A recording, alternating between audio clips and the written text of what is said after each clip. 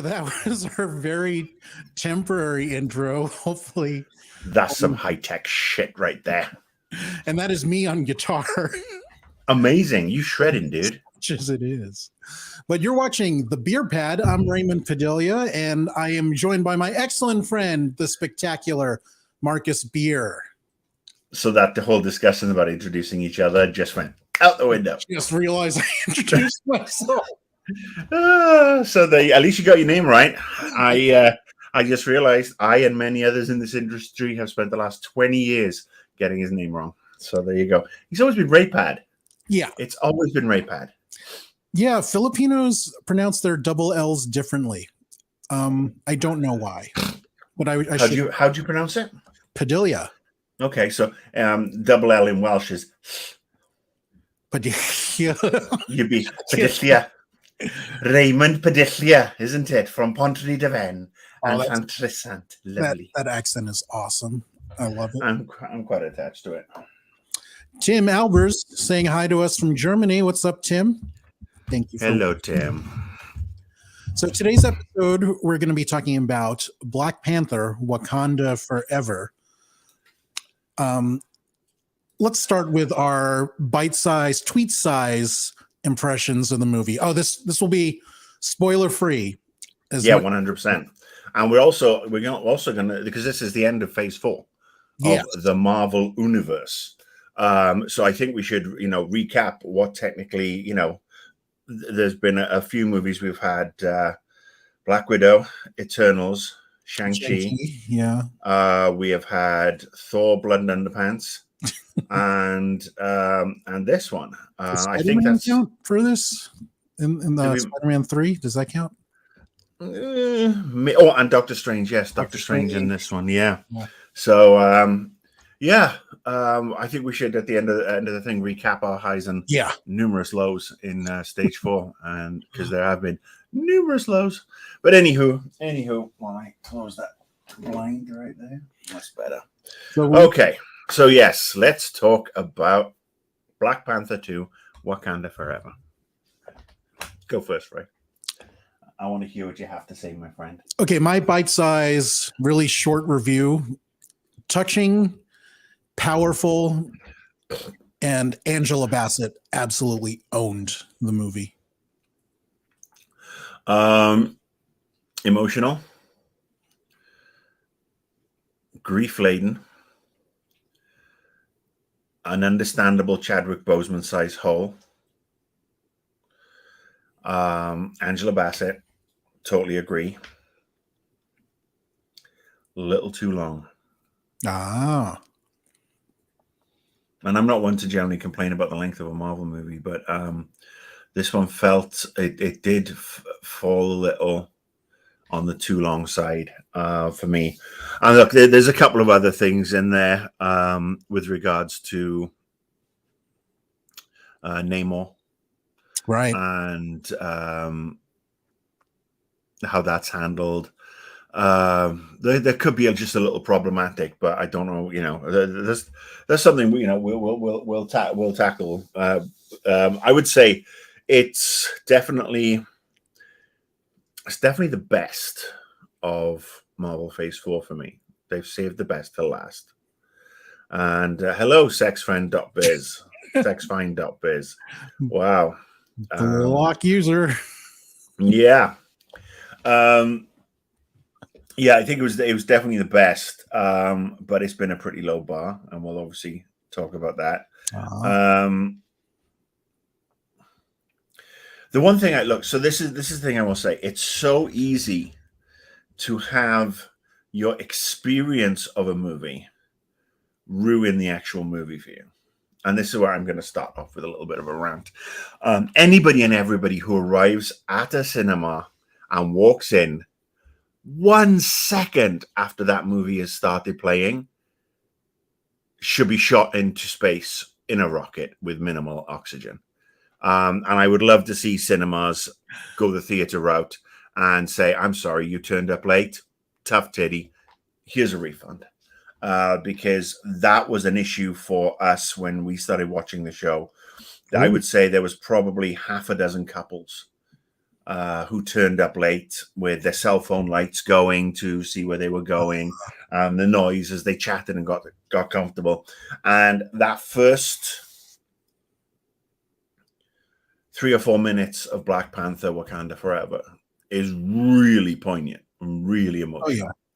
And it was totally destroyed by these feculent butt monkeys.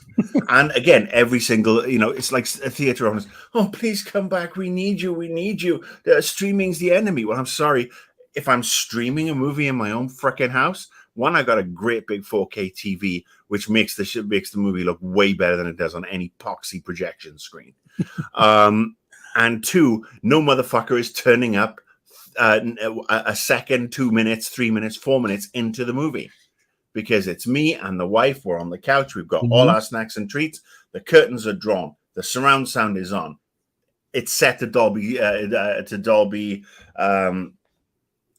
surround sound, 4K, blah, blah, blah.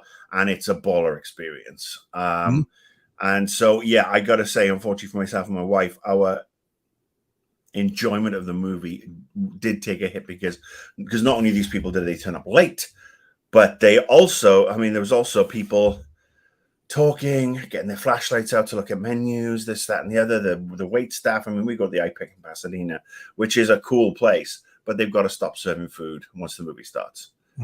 They've got to stop taking orders when the movie starts. That's it. I miss the days when fuckers had to get up and leave to go and get their refills, because it really does spoil the movie to hear somebody saying, well, sir, the spicy turnaround crispy rice is really nice, but it's not allergen free, I'm afraid.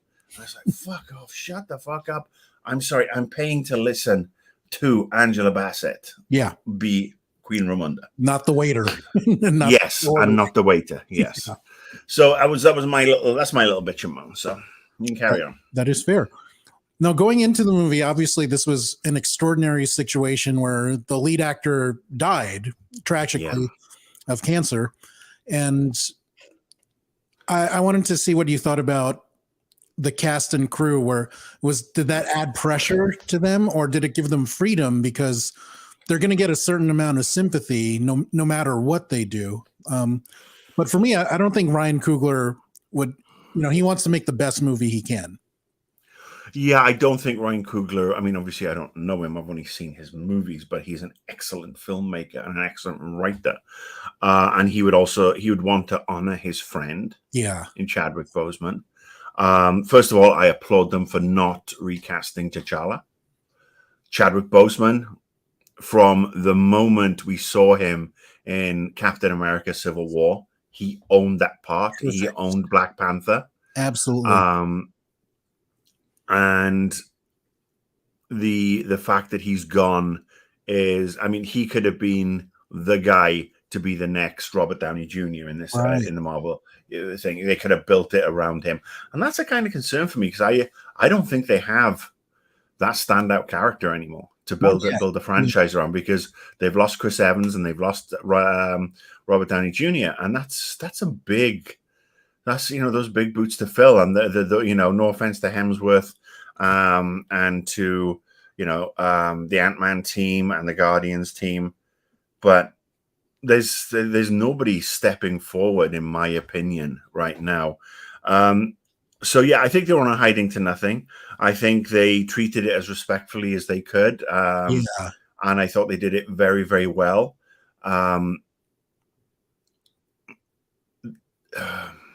Even the opening crawl, I thought, was beautiful. Oh, the opening crawl was beautiful. Much as they did with Stan Lee. Yes. It was. Absolutely.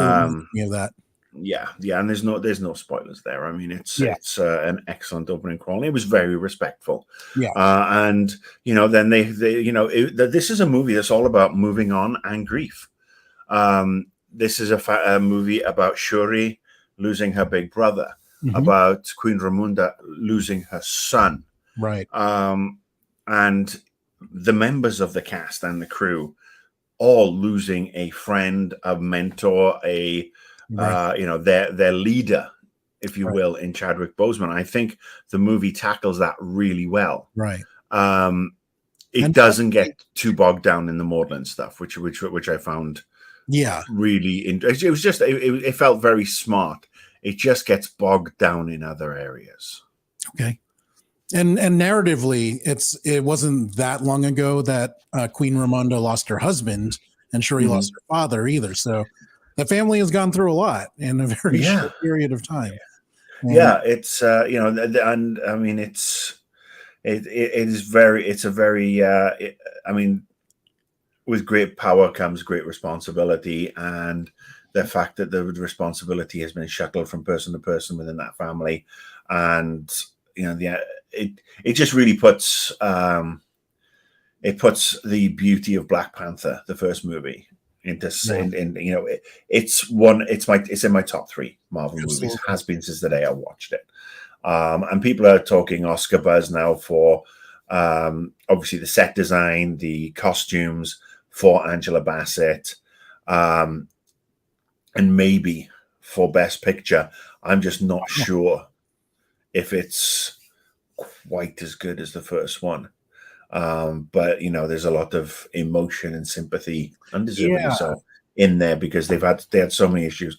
Letitia Wright had an accident while filming one of the scenes, and ended up in hospital with quite serious injuries that were kind of played down. And you know, they were filming during the pandemic.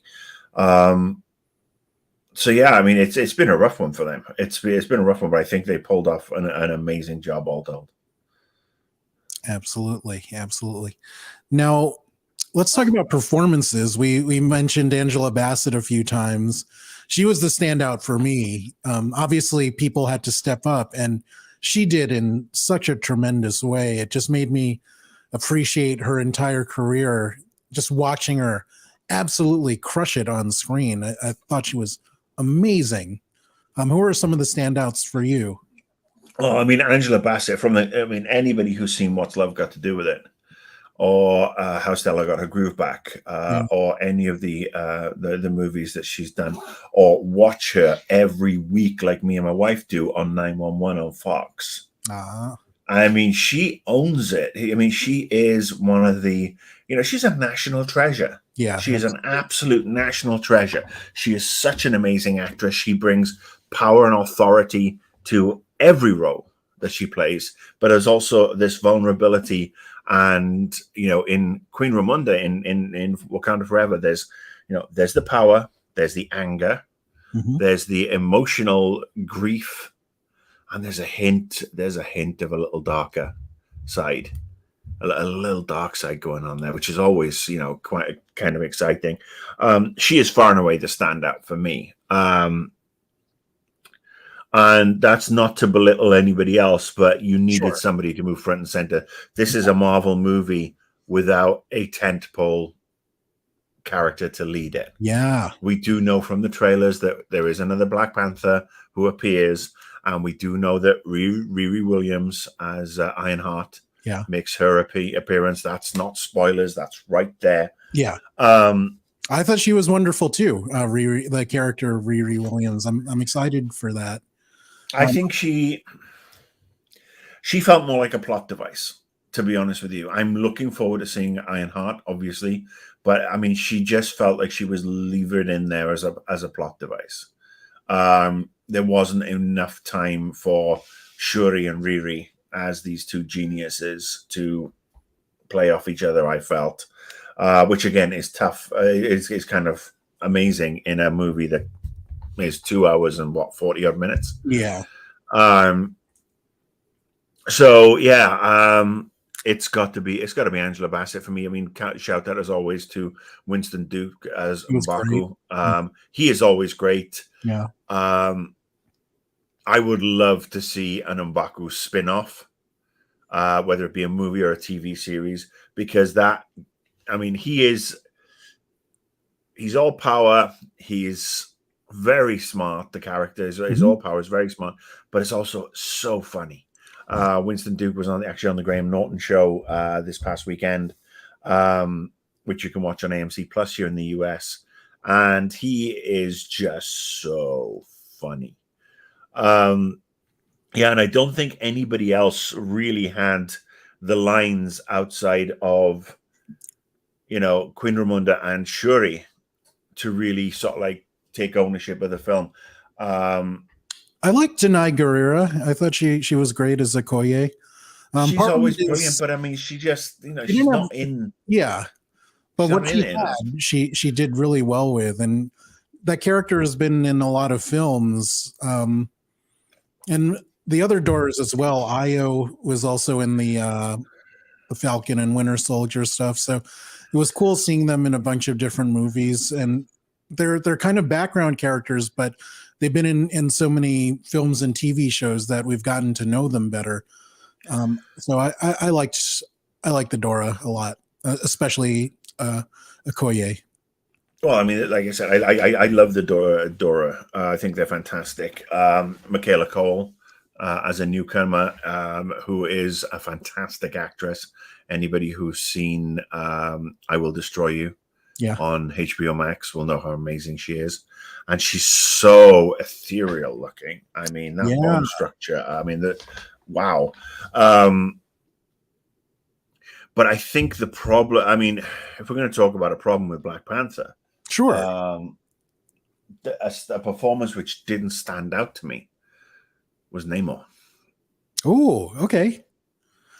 I had a real, I mean, especially coming from Michael B. Jordan owning the movie the last time around, him and Chadwick Boseman, the chemistry. Michael B. Jordan was one, as Killmonger, one of the best multi-layered bad guys, if you will, in the MCU, in my opinion. I think he's you think he's the best? Yeah, I can't think of. I mean, I love bad guys that have a point of view where he's not exactly wrong, and no, you're right. I mean, but there's also I thought it was actually a bit of a streak they had there, where they had Heller as well, who was also a standout bad guy, if you will. But also Gore the God Butcher from Love and Thunder was the only really outstanding thing in that movie, because again, it's a bad guy with motivation. And motivation you cannot argue with. You're right. Right. But no, like I said, no offense to the actor and the rest of the actors who played the Atlantean or not Talokans, Talokinians. I think that, I mean, I think this is for me personally, this is the thing that just fell flat using I mean, everybody wanted to see Namor, the Submariner, the Fantastic Four's enemy for the longest time. So I'm surprised that they brought him in for this one. Switching him from Atlantis to this new backstory with the I think they were Mayans, weren't they? It was a Mayan background. Was very interesting.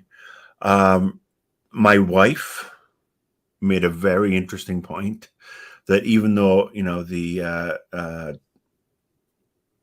the people of Talokan are blue, with the exception of Namor, who is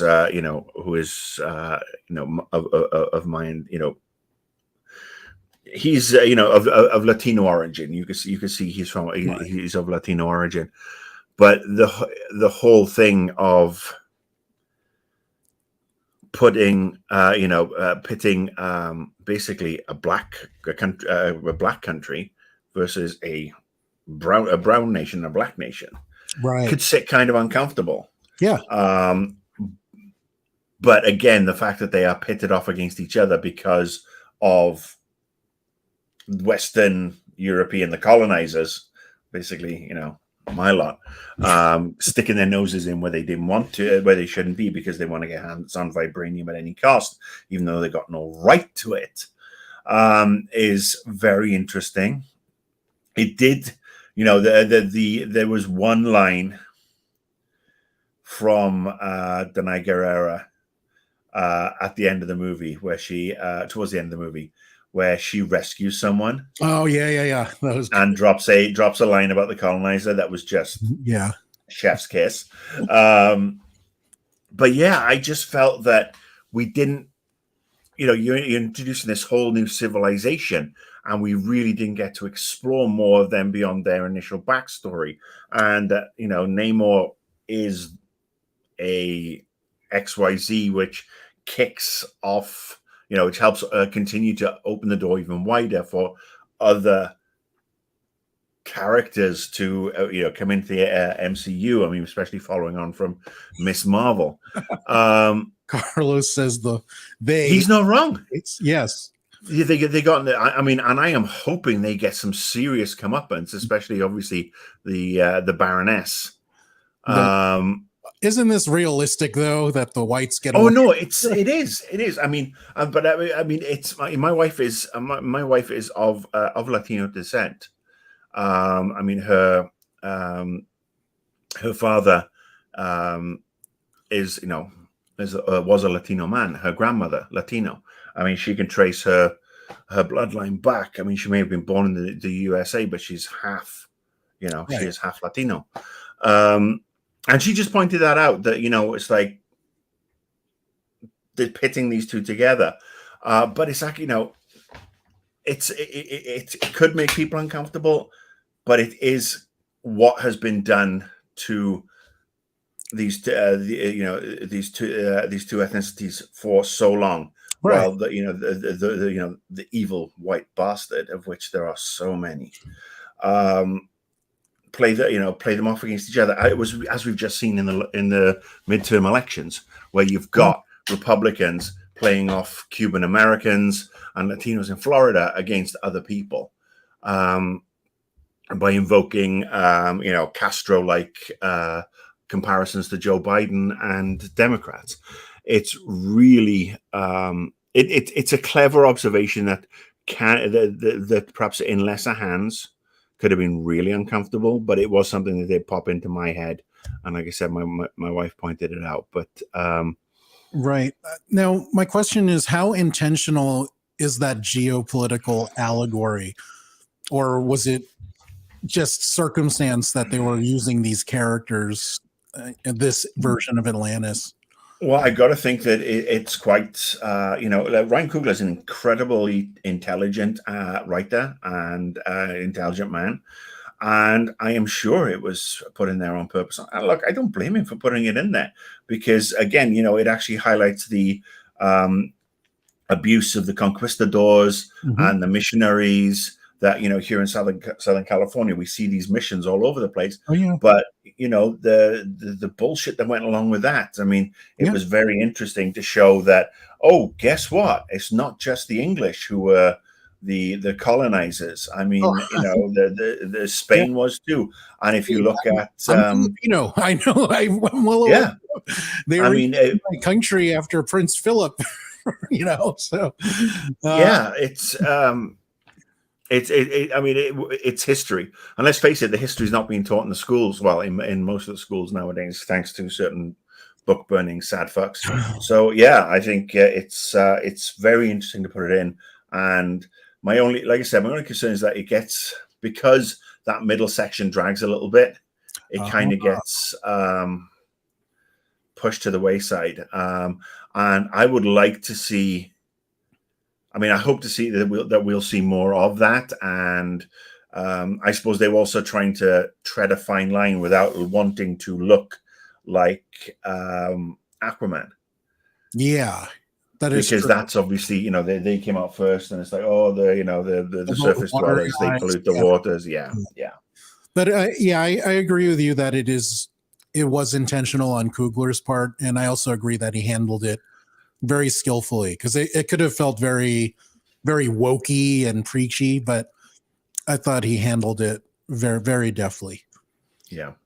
Now I wanted to ask you about some of the relationships in the movie.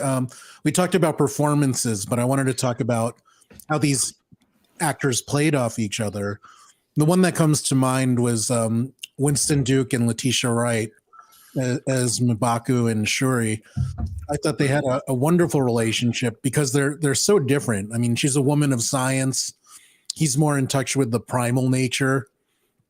And they have this, he almost becomes her foster brother in the wake of her actual brother's death. So I thought their relationship was very, very touching. He's kind of like her conscience in a way. Yeah, I mean, she needed somebody to provide some additional mentorship, and I think yes, he filled that role. I do like the relationship between those two. The relationship between Shuri and Queen Ramonda was also front and center because of everything that happens. I mean the Danai Gurira character, Lupita Nyong'o, her character, the lot of the relationships, and look, it's no coincidence, and it's so cool that these are all Black women, and they, fantastic. They are incredibly strong, and I think they are strong. They are well written, and the movie is the better for having all these amazing actresses. Yeah.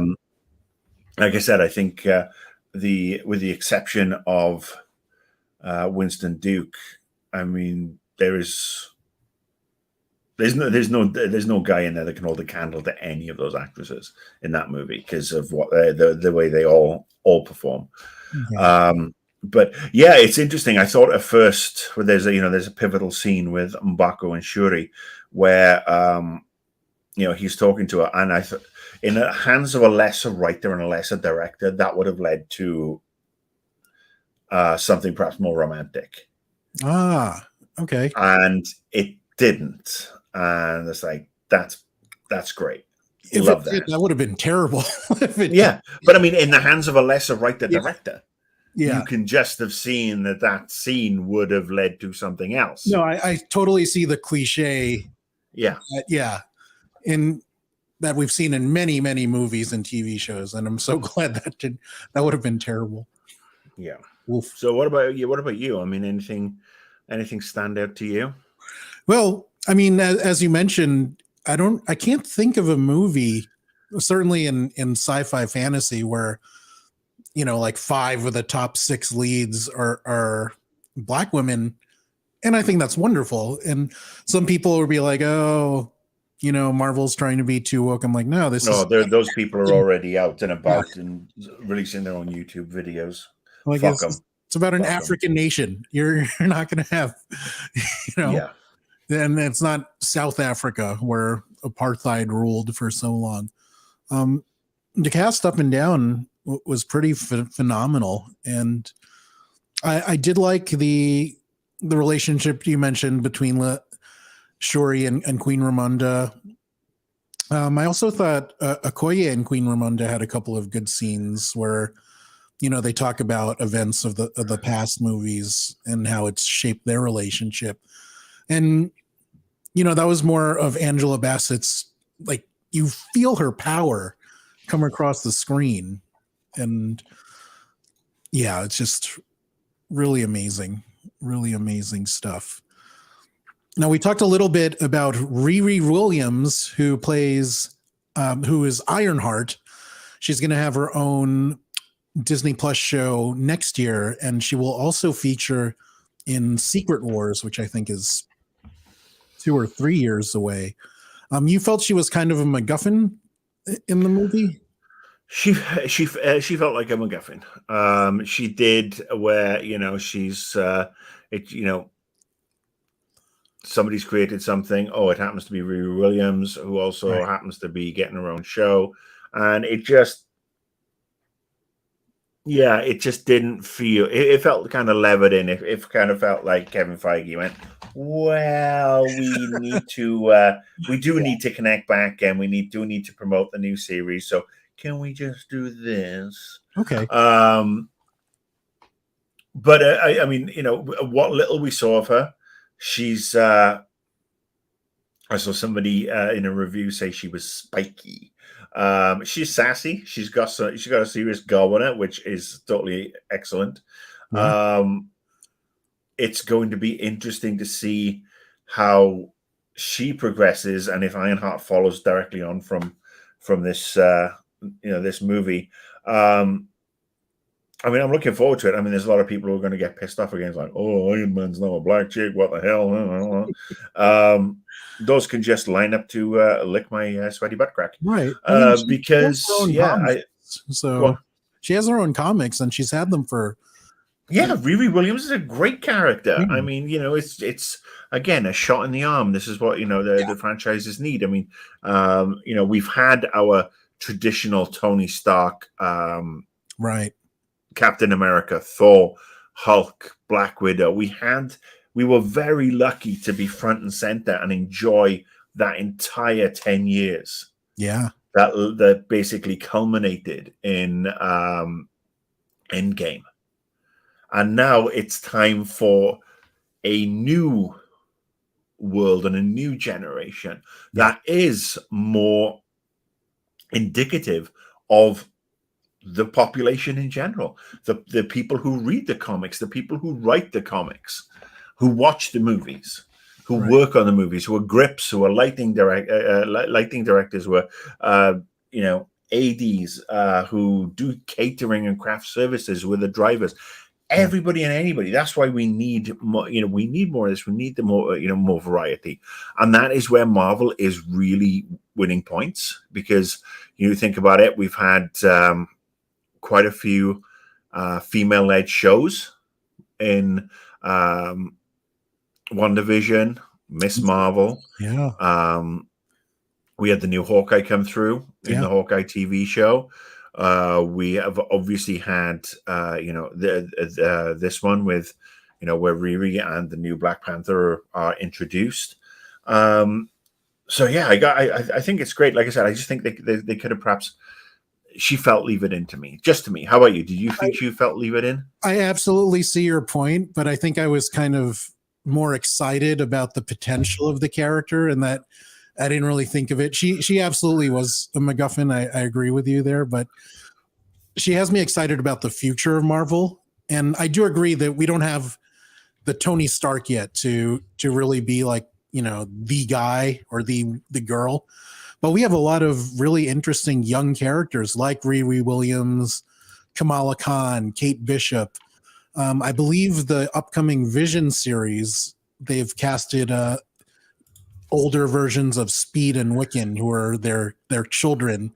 So and of course Peter Parker. So we have all these wonderful young characters to be the next generation of MCU heroes, and I hope Riri plays a big part of it. I'd love to see her be sassy and have science talk with Spider-Man. I think they could have a great rapport. And it's assuming we do get another. We do get another Spider-Man with Tom Holland. Yes. We have a question. He said he wants to do it. Sorry. What do you think Marvel is going to do with Morgan? Carlos, who is Morgan? Morgan is Morgan Stark, Tony's kid. Oh, Maguna. Because I'm like Morgan. Yeah. She's not in these movies. No. That's right. I don't know. I don't know. I mean, it's interesting. Will we see more of her in the way that Cassie Lang is being slowly brought into things? We see Cassie Lang in Quantumania. Yeah. There's also the kid who was in Iron Man 3 who was brought back for the end of Endgame. Right. Who was just really quite annoying in Iron Man 3. The whole movie was annoying to me. I hated that one. But I'm sure they've got plans for her. But it'll be very interesting. I mean, there's rumors that for some reason Tony Stark, Robert Downey Jr. might be back in Ironheart as a flashback character, mentoring Riri Williams. Well, that might feel like a bit too much, as he mentioned mentored Spider-Man and stuff as well. So I have no idea. I mean, I haven't thought about Morgan Stark in a while. There's a lot of legacy characters that we haven't seen come back, and it just moves and talks to the wider universe. I mean, you look at Justin Hammer; we haven't seen him since Iron Man 2. Right. But is he out of jail yet? What's happened to Stark Industries? In the comics, Obadiah Stane has a son who turns out to be a really cool villain Yeah. That would be cool to see in the MCU. I Yeah. was thinking, you know, like my initial thought was Morgan would kind of make a cool villain if she's rich, if she inherits her dad's intellect, she would be very formidable. I don't know if they do that though. I think they don't want to mess with that particular legacy. I mean, this is the Yeah. house that Robert Downey Jr. or Tony Stark built. So yeah. That is absolutely a fair point. Now we talked a little bit earlier about the Mayan / Aztec influence on this version of Atlantis. For people that aren't familiar with the history of Atlantis, it was an allegorical country invented by Plato, the Greek philosopher, way back in whatever the fuck BC. They did find Mayan artifacts that were actually influenced by that. So there is a tie-in there. And I think that's what the writers were going for. How did you feel about the Mayan Aztec version of Atlantis and Namor in particular? I could have done. I could have actually done with them just going straight for Atlantis.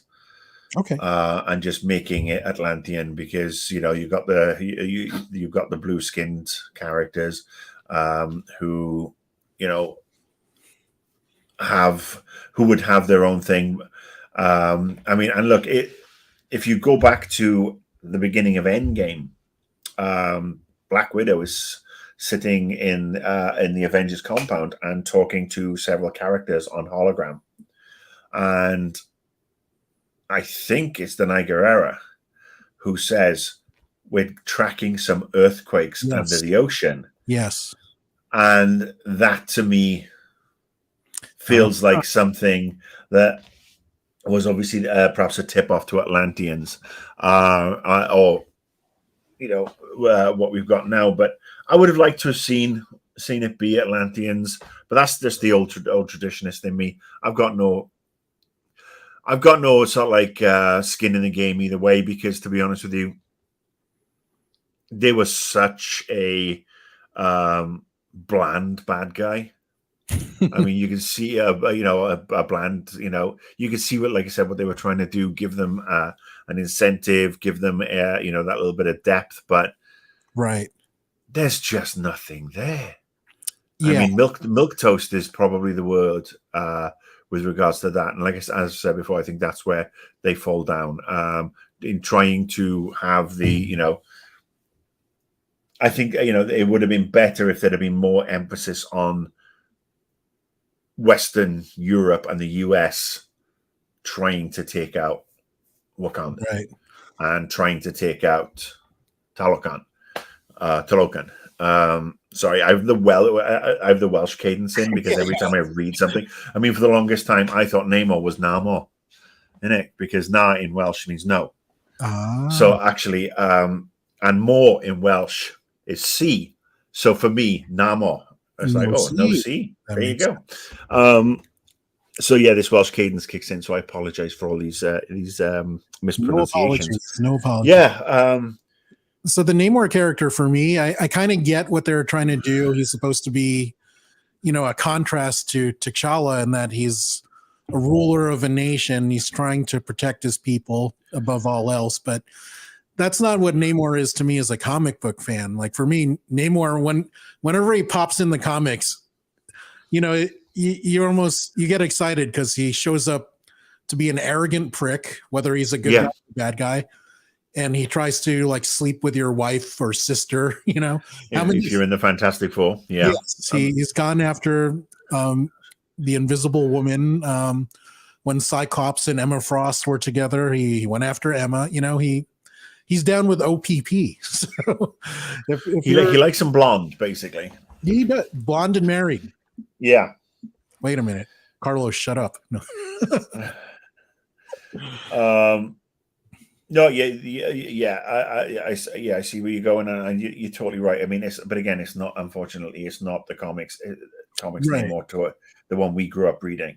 Yeah, that's why I think he should have been held back, perhaps for the Fantastic Four movie, because he's been him and Doctor Doom have been their go-tos. Yeah. But we know Marvel are keen to get going on the Kang and the Kang dynasty, and and the Homo Superior.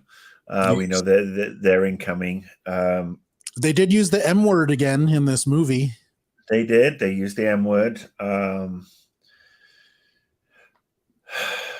So that is a promising sign of things to come. Yeah, look, I can appreciate why Ryan Coogler and his writing partner did it. Doesn't mean I have to have enjoyed it, especially as we really didn't see much and really didn't get to explore much of the Talokan city or characters beyond stroppy wing feet. I mean, they got the jerk thing down 100%. Yes. I mean, he's a prick. He is an absolute prick. And then he's got his two sidekicks who are totally, caricatures. Because when you look at Thanos' sidekicks in the two movies, in Endgame and Infinity War, I mean, they have way more charisma than Namor's sidekicks, other than, we want to pick a fight, let's beat people up. I mean, ironically, for an undersea character or an undersea nation, there was no depth. They were very cookie cutter opinions. Depth. I absolutely agree with you. Okay. All right.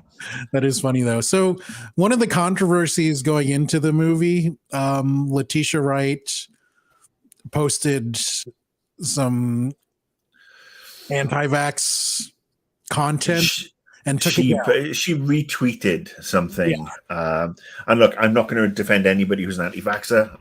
I wish they'd get COVID. But I am going to say that Letitia Wright is a very complex young lady. She's devoutly religious. I think she's born again Christian, which does lend itself to, we've seen those who are heavily on the religious side tend to query the vaccination issues and be more prone to perhaps conspiracy theories. So I'm not, like I said, I'm not defending her, but I will turn around and say that if she's good enough for Ryan Coogler, and she's good enough for Angela Bassett, and she's good enough for Kevin Feige and the rest of the cast, and they trusted her with regards to her vaccination status, she would not have been allowed back into the US, into Atlanta to film the movie anyway. Yeah. Then I'm guessing it's a case of perhaps a little misstep on her social media that was jumped upon by a lot of people, myself included. Initially, I just thought it was, repugnant. But you have to give people second chances, and these are the people who are in close personal contact with her, and I don't think Disney at the time would have let her back on set, movie or no movie, had she not been adhering to vaccine protocols and COVID protocols. So I think it was a storm in a teacup. Everybody was, we were all wound up, and to the nth degree at the time, especially those of us who are immunocompromised. And so, if, as long as she's healthy and she's recovered from her injuries, and she's still a fantastic actress. If you haven't seen her in the Black Mirror episode she's in, I recommend it. She's absolutely brilliant. And again, she's brilliant in this. She is brilliant in this. She is fantastic in it. I just found it interesting that her character is all about science, and in real life, she had this. As you said, it was a misstep. It was a moment. And look, don't forget, she's young too, early 20s. I mean, Jesus, I'm so glad that in my day, Twitter and Facebook wasn't around. I mean, I used to joke that when I was in PR, if Twitter was around, I'd have been fired from a job after a week. I mean, good God, I used to have problems controlling my thoughts and everything, well into my late 51s. So, especially with everything else going on, it's a tough one. Yeah. I totally agree. I just found that it was an interesting. We got Spike on the loose there. Come in. We have a Spike sighting, ladies and gentlemen. Say hello. My bud. Oh, thank you.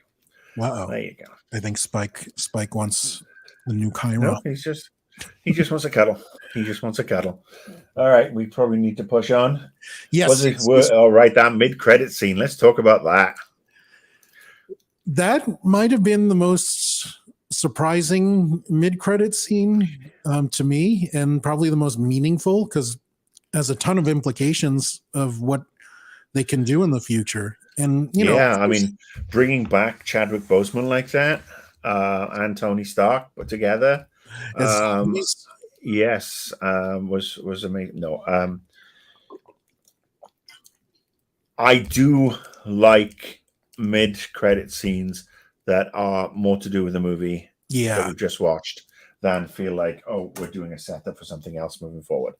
So kudos for that. Anybody who's expecting some grand lead into Quantumania or Galactus or Doctor Doom or whoever to make an appearance, or the Fantastic Four, you're going to be woefully disappointed. But it's very touching, makes a lot of sense in a lot of ways. Yeah. And it does open up. And we cannot spoil it, even though every fucking outlet on the planet has really spoiled it. So it's not hard to find, but we're not going to talk about it. So, yeah. I loved it, and I'm excited for what it gives them a lot of flexibility narratively. And if Coogler comes back, and I hope he does, there's so many directions he can go in now. I think he's committed to a trilogy. Oh, good. Yeah. And it'll be interesting to see what he can do with a clean slate. Without and please don't think that this is me making light of Chadwick Boseman's passing, but the baggage that came with it's heavy. It really is heavy. And to perhaps make a third movie in this series with the torch having been passed, perhaps an episode, a movie early, it'll be interesting to see what he does, because I still think he's done a bang up job. I mean, he's a fantastic filmmaker. Absolutely. In fact, was it Fruitville Station? Mm-hmm. Which I think was one of his first movies. That's just dropped on HBO Max here, so I know it's an oldie, but it's a goodie with Michael B. Jordan. So I'm going to go back and watch that. Yeah, if you have HBO Max, absolutely go watch that. It's a fantastic film. Now, you said that you felt the movie was a little long. My friend George, who you might know from his Game Fan days, he said the end of the second act dragged for him.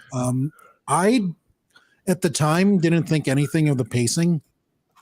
It went by pretty zippy for me for a almost 3-hour movie.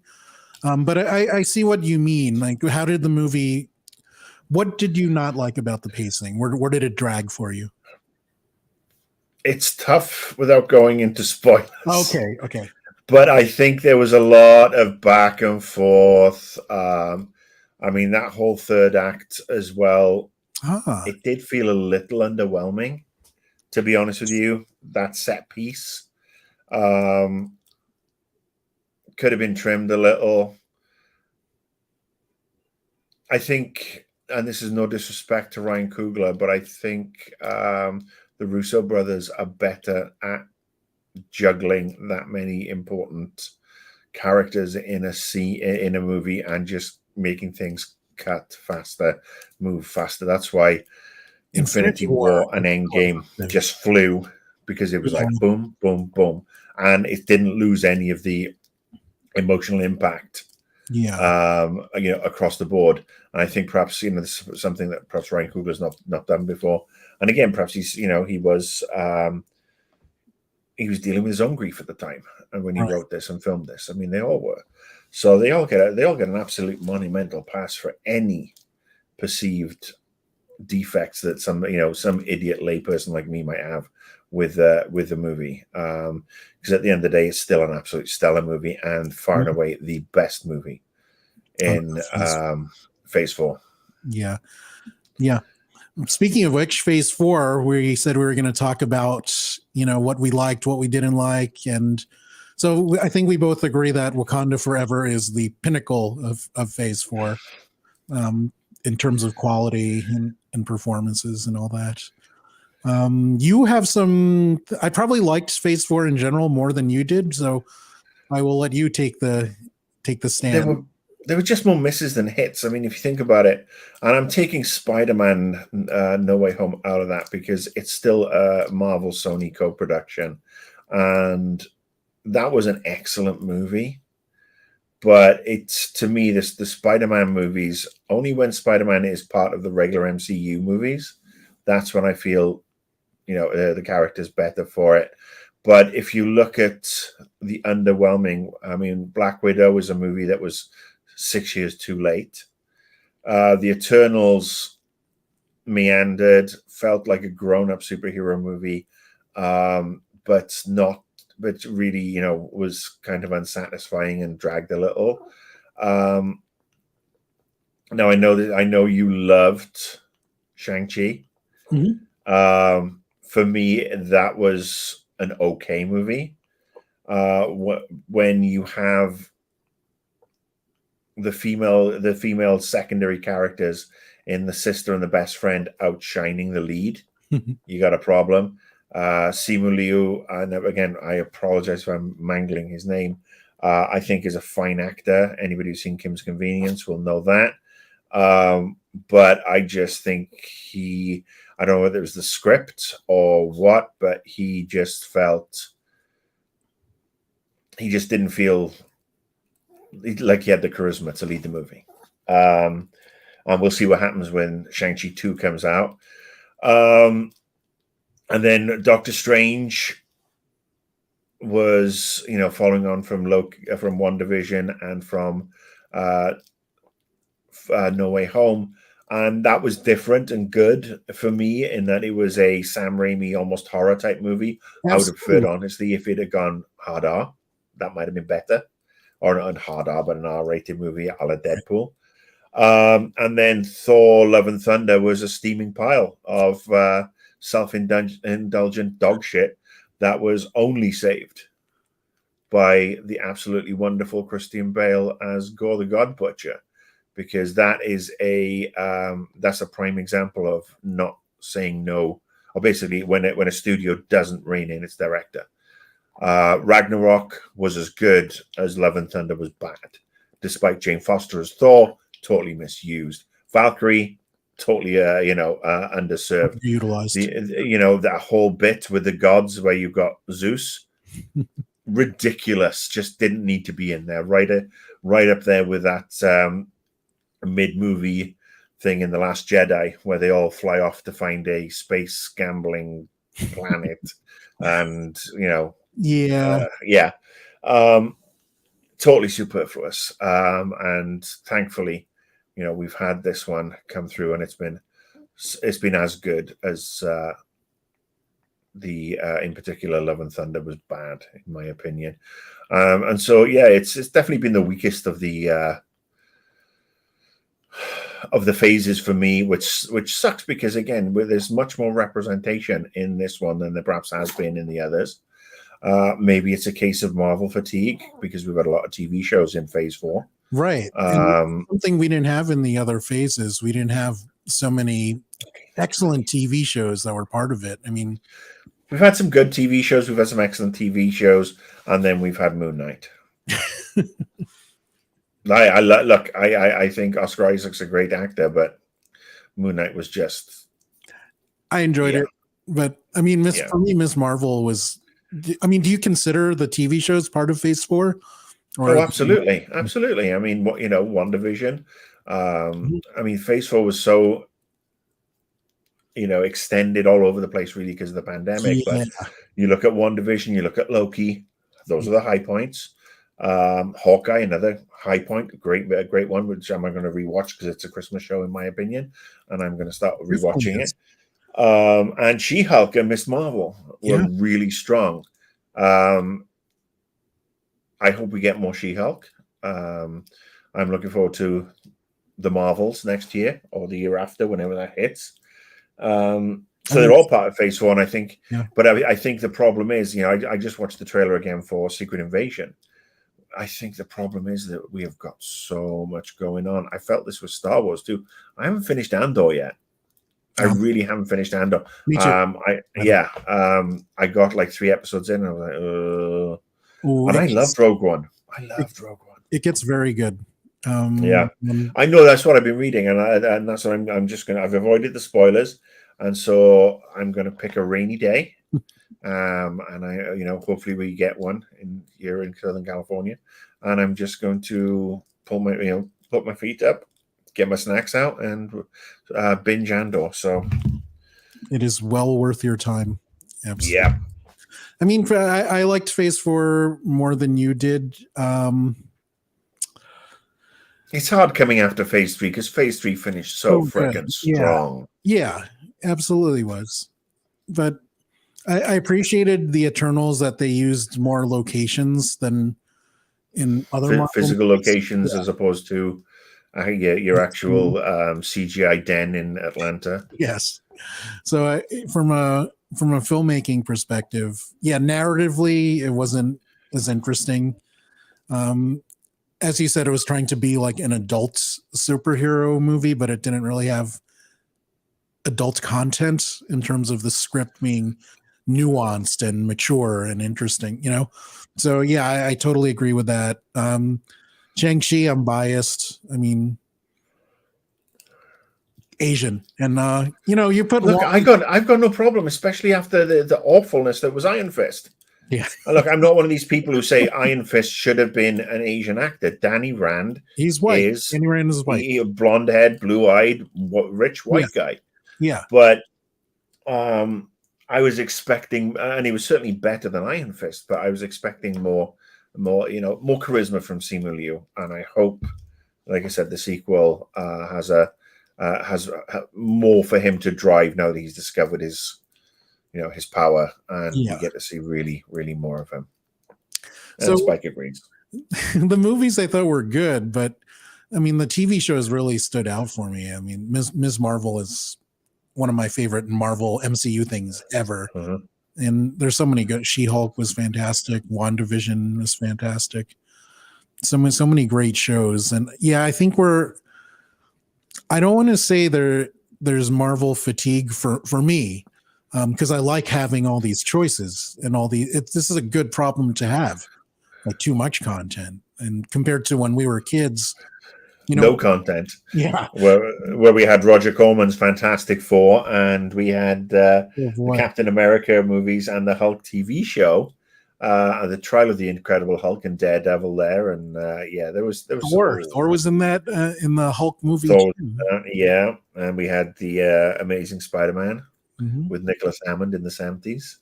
That was just great music though in that Spider-Man with the wah guitar. I love that soundtrack. Now let us wrap things up with this. What is your recommendation to people about Wakanda Forever? Oh, go see it. Find a theater without annoying shits who walk in late and just talk and just are annoying. But yeah, absolutely go see it. I mean, it's a tad long, but it's a very powerful and enjoyable movie that could have been even better had it not been for those nitpicky points that I particularly have. And I'm looking forward to seeing it again. And I'm kind of hoping that it's one that drops on Disney Plus, perhaps on Christmas Day, because that will be perfect to watch Christmas night with the lights down and everything, and really give it a rewatch that it deserves. But it's one of the way I judge a Marvel movie is how quickly I want to watch it again. Mm-hmm. And there's not been one movie in Phase 4 that I wanted to watch immediately.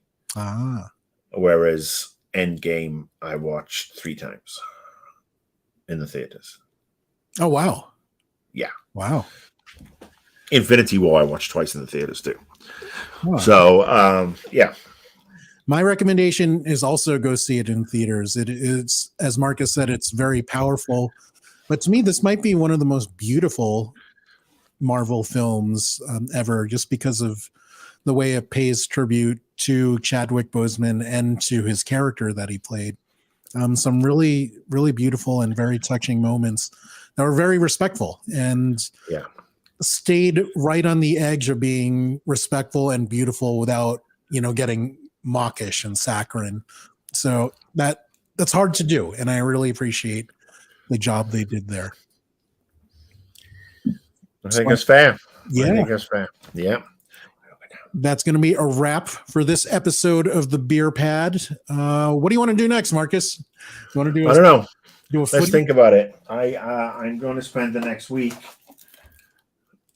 playing that. So we should maybe do. we should talk. Maybe we should do a game one for next week. Yes. So yes, please spread the word. We need to get our viewership up. All our socials are up there.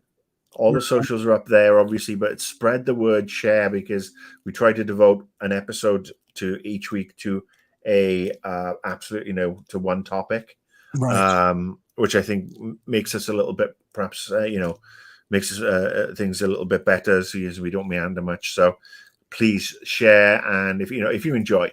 If got friends who like, last week we talked about Kevin Smith stuff, we still have to talk about DC stuff. So there's some bobs coming out there. So yeah, and if you've got any topics that you feel we should tackle, let us know. Follow us on Facebook at the Beer Pad TV, Twitter, also the Beer Pad TV, YouTube. Spike would really like it if you did. Yes. Do it for Spike. Make Spike angry. When he's happy, the world is a better place. Oh wait, I'm going to go out on my really bad guitar intro again. Oh, we're going on that. Okay, guys, thanks for watching, and we will see you next time on the Beer Pad.